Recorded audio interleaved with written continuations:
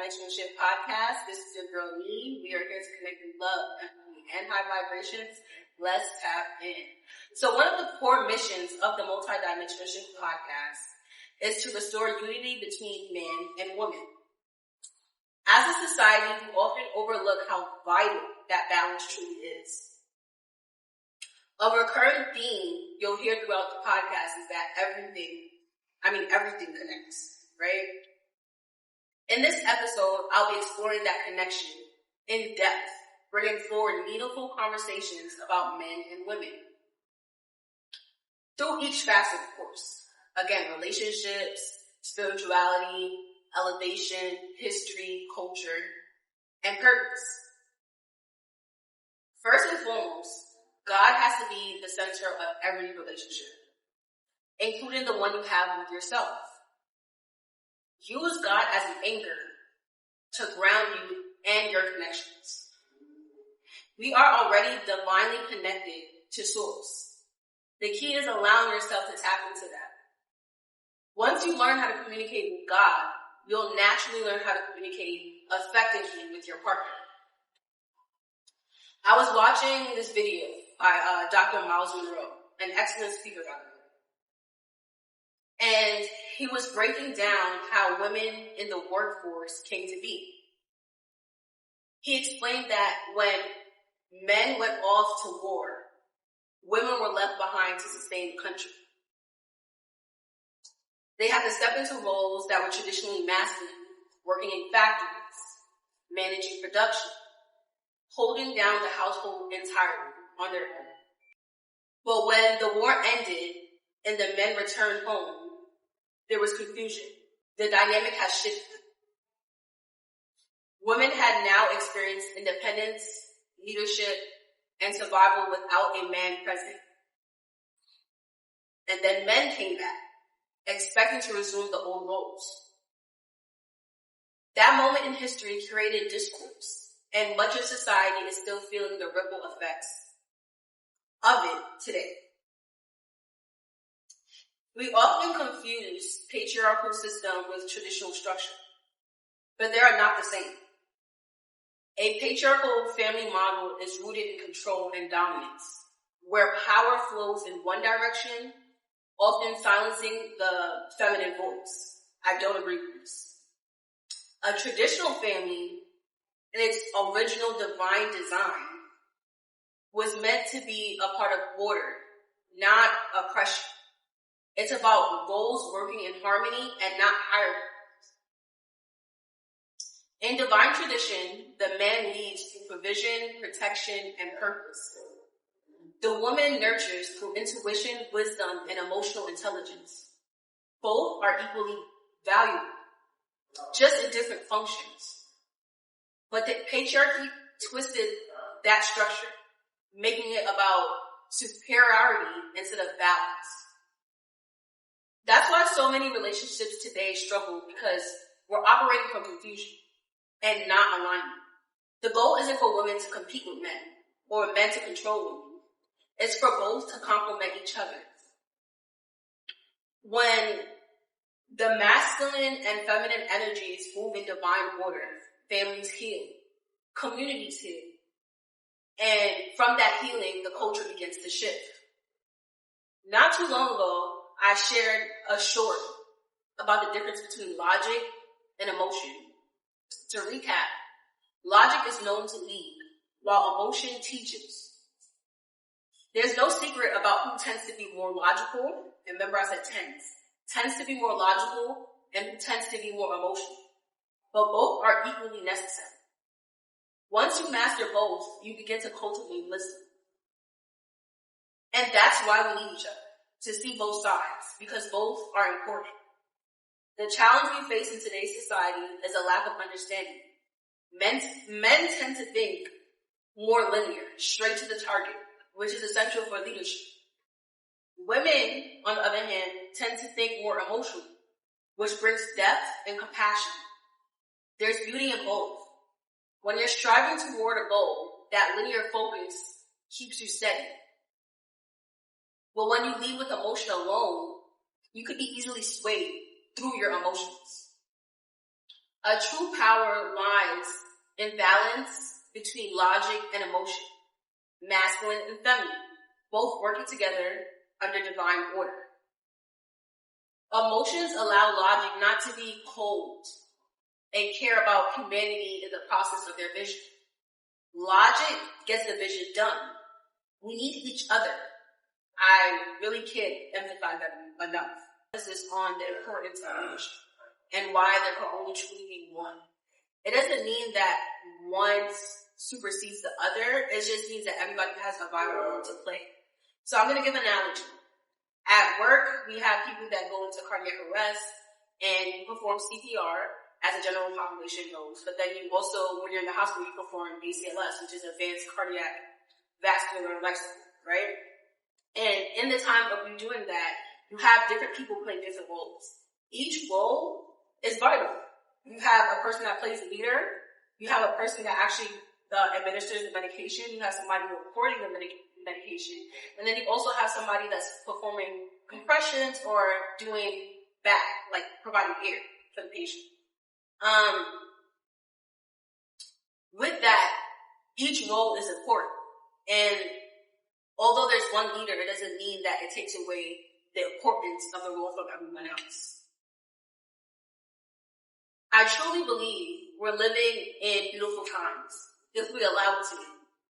Women today have access to a level of freedom and opportunity that past generations could only dream of. There was a time when we couldn't vote, couldn't own our own bank accounts, weren't even recognized as full citizens. Those days are long gone, and we've come a long way.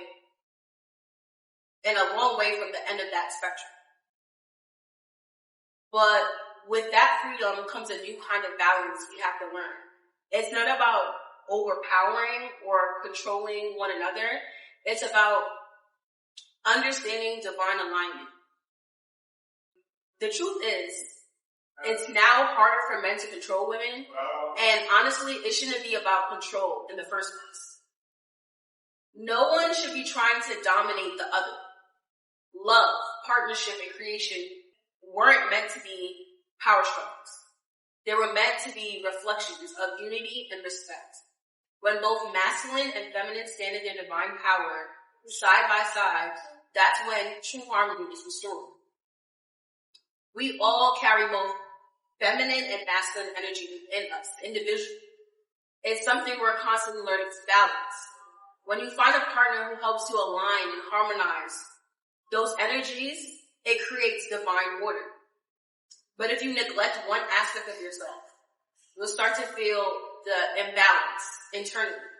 And eventually it'll show up and manifest in your outer world. And I'm not gonna lie, that balance isn't always comfortable. When someone comes into your life and challenges the part of you that you've normalized, it can feel triggering at first. But that's where growth begins. This brings me to the mirror. Because every relationship, romantic or not, is a reflection. People mirror back to us the areas we've healed and the areas still calling for our attention. It's not about blaming or judging, but about recognizing the reflection and choosing to grow from it. When I talk about the mirror, I don't mean that the person in front of you is your reflection in the sense that you act the same. It's deeper than that. The mirror is like something holding up to you, showing you what still needs your attention and healing. For example, if you're someone who tends to shut down during conflict, you'll often attract a partner who's the complete opposite. Someone who isn't afraid of confrontation. And that can feel extremely triggering. But those triggers aren't random. They're signposts pointing back to the unhealed parts of you. We all carry trauma, and there's always a root cause behind it. Spirituality isn't about just connecting to source. It's also about mindfulness. It's about being aware of what's being mirrored back to you, so you can identify the trigger and begin your shadow work. And let's be honest, shadow work isn't pretty. It's uncomfortable. because it requires you to sit in pain that your nervous system naturally wants you to avoid. But that's where the alchemy happens. That's where transformation begins. When you stop running from the mirror and start learning from it. Trauma responses can manifest, or they cause different things like anxiety. And that anxiety doesn't necessarily stem from one thing. It could be different factors what causes your anxiety. It could be hyper-independence. When you learned early on, asking for help wasn't safe. Or it could also be people-pleasing. You learned that staying safe meant keeping others happy. So all in all, we have traumas that causes different responses such as anxiety. And what you do is sit into the shadow work and figure out how to reframe the anxiety and understand anxiety isn't weakness. It's an alert system that once kept you safe. When the mirror shows up, or your partner, many of us shy away. We start to think the other person is attacking us when really they're triggering the part of us that's asking to be healed. Every trigger is just a divine notification that there's inner work that still needs to be done. We all carry trauma again, and every reaction has a root cause. Being aware of the mirror allows you to pause, identify the trigger, and begin to work. That's why I choose to move with love and understanding, because none of us are perfect. We're all learning, healing, unlearning in real time. Every mirror, every trigger, every connection is just another opportunity to grow closer to who God designed us to be. When you lead with love, you stop taking everything as an attack and start seeing it as guidance. Love allows you to look at the reflection without judgment. It says, okay, this hurts me, but what is it trying to teach me? At the end of the day, it's not about being perfect. It's about being aware, aligned, and open to evolve. That's what unity between men and women and within self is really about. Men often complain about women not being satisfied, right? You always hear that. But the truth is, we're expanders. We multiply. That's our nature. You've probably heard the saying, give a woman a house and she'll make a home. Give her food and she'll make a meal. It's true, because feminine energy naturally multiplies whatever it's given. Men, on the other hand, can be more, don't kill me, can be a little bit more complacent. They can live almost anywhere, adapt to whatever environment they're in. But you always feel the difference between a space where a woman is present and when she isn't. Unless, of course, there's an imbalance. So what I'm trying to say is, like, when you go into a man's home, you can kind of tell if a woman's present or not based off of just it being a house or a home. Like, a home feels more homey, a house is just, I'm just living here. If women truly understood the essence of who we are, we wouldn't even desire to move like men. We are the nurturers, the healers, the life force that brings harmony and elevation. Our womb alone carries healing powers. And that's part of the reason why men are drawn to us so deeply, even subconsciously. But here's the thing. How can we heal our men if we're busy trying to be like that? When we give our energy away carelessly, we become spiritual dumping grounds, absorbing pain and imbalance that was never ours to carry. And the more we do that, the harder it becomes to regulate our emotions, to stay grounded in our own divine nature. This is also why men are designed to protect us. Not out of control, but out of the reverence, the respect. Because when a woman is in her divine essence, everything around her thrives. Let me give y'all some real game. Energy doesn't lie. When you pour yourself into many places or people who aren't aligned with good intentions, it eventually shows in your spirit, your confidence, and your aura. You can see when someone's drained from their vital energy source. I'm going to give a quick example. When I twisted the leg thing. I'm going to give an example. I was watching this video. In this video, I seen a woman describing what exactly is occurring in society. She basically was saying how she's nervous because not only, you know how back in the times, in traditional times, men were outside, they went outside to do jobs and things of that nature. And when you're outside, you're more inclined to be influenced by different things, right? And we all know that the lower natures of human experience is very enticing. But in the video, she described how she's nervous because not only is that happening to men now, it's happening to women. And if women are supposed to be the teachers, especially to the children, how are we going to have a society that's balanced if everyone's outside being enticed by lower nature? We're living in times of spiritual warfare. And I don't mean that in a cliche way. I'm talking about an energetic war of our minds, our hearts, and our souls. Everyone you encounter is carrying something unseen. Some people carry light and some people carry shadows they haven't faced yet. When you start digging deeper into the allegory of the Bible, you realize it's not just a historical text. It's a mirror of human consciousness.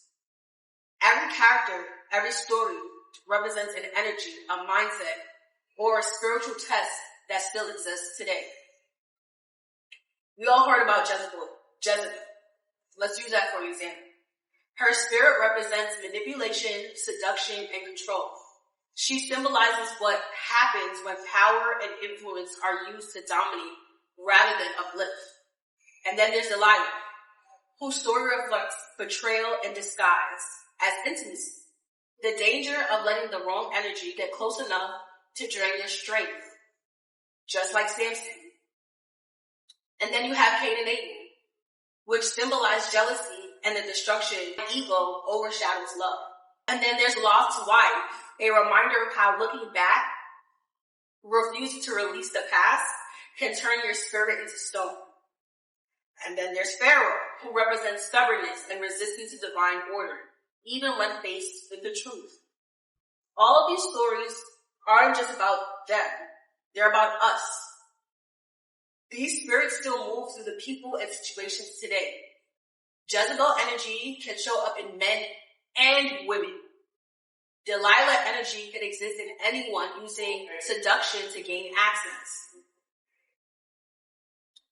Pharaoh's energy can live in systems, institutions, or even your own fear of letting go. Spiritual warfare isn't always loud, it's subtle. It's the normalization of chaos, the glorification of ego, and the silence of divine truth. That's why awareness is your weapon. When you understand the energy behind the story, you begin to recognize what's really moving through your life and who sent it.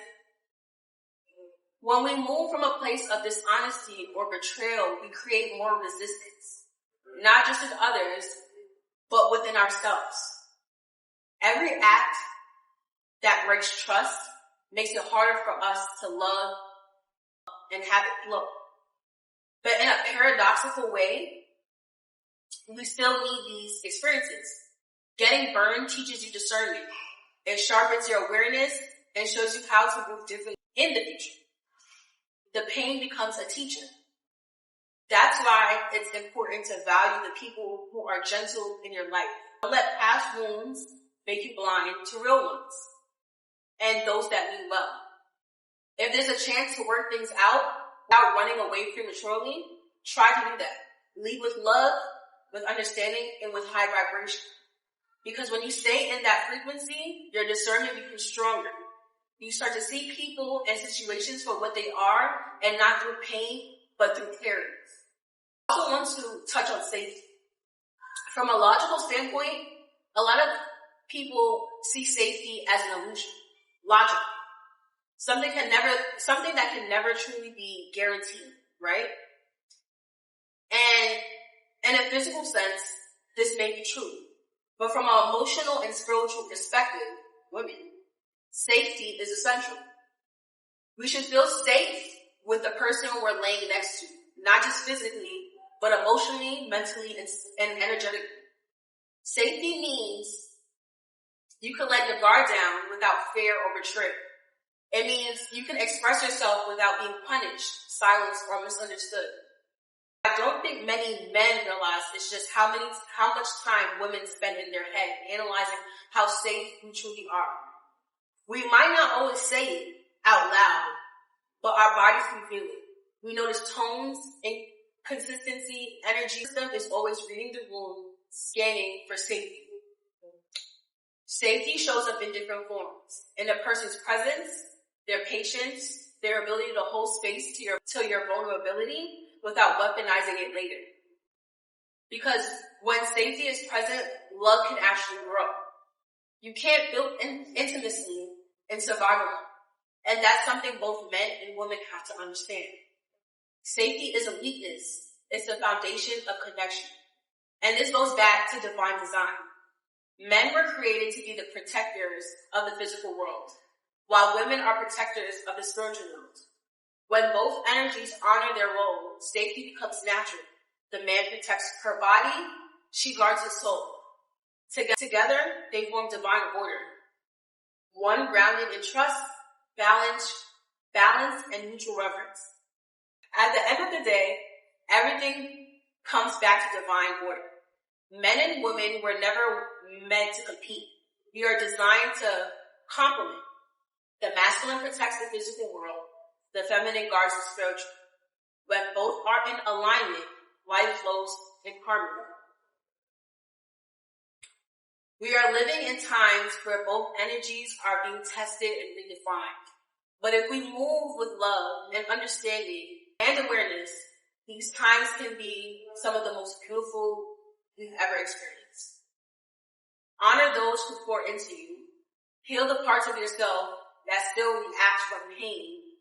Recognize when God is showing you the mirror, not to shame you, but to evolve you. Because the true shift begins when you stop seeing each other as the enemy and start seeing each other as the reflection. Two halves of the same divine whole together to restore balance to a world that has forgotten rhythm. Thank you guys for joining me today. I hope you guys enjoyed this content. Like and follow for more. Love and empathy always. We're done. And cut dynamite exhibit. Yeah.